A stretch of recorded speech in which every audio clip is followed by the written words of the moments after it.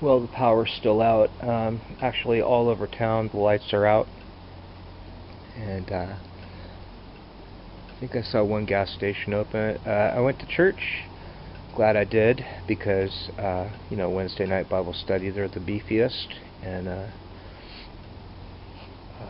really give me the strength to go through the rest of the week.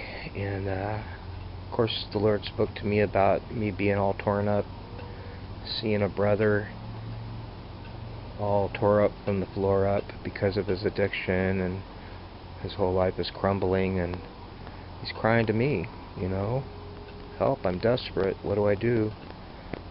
And I'm trying to bring him back to his roots, to the cross, because that's our reset button as believers. Every time a crisis hits, we hit our knees and go back to the cross. But after a good sermon on Exodus 29, where Pastor was explaining in great detail the significance of the garments, the holy garments, the consecrated garments of the priest, and all believers, all Christians are priests that the world looks to be a contact point for God. Not that we're better, we're still sinners, but we're a contact point, we're lights. And I was all tore up, I called assistant pastor and unloaded on him, and I needed to know what God wanted me to do with this. So I wanted to let the brother come and stay with me for a couple weeks, and I still will if he ever surfaces again. He says he's going to come on Sunday. He told the pastor that.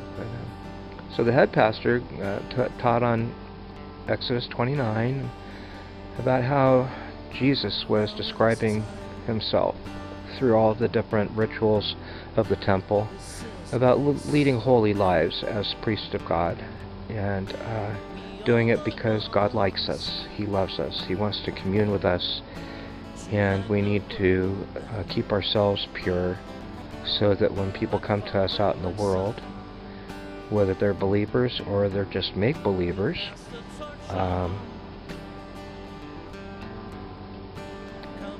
they will see Jesus in us, and they'll want to talk to Him about their problems instead of coming to us all the time.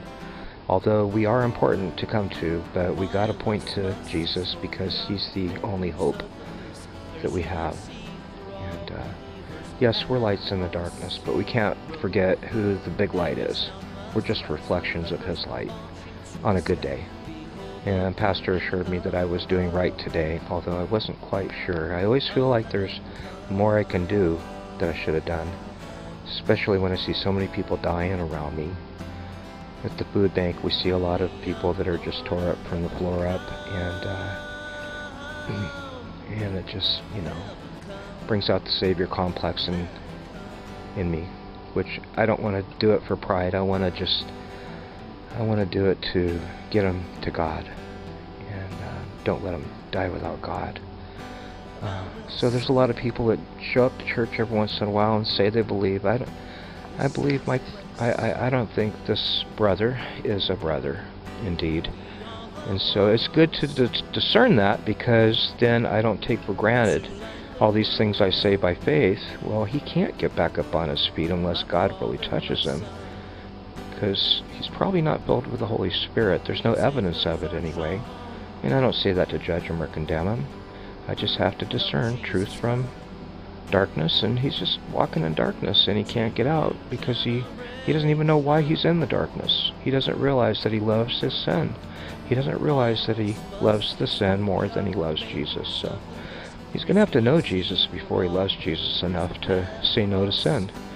And we all fall in small ways, but not big, over and over and over, and staying in it for a long time. We can't do that and say that we're children of God. That doesn't characterize children of God. And so it's not for pride, but it's just for discernment, to know whether we have the light or if we don't. Let us see the beauty of the Lord.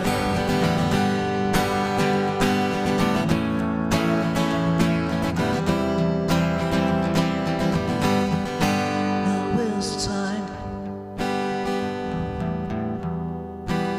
this is a place.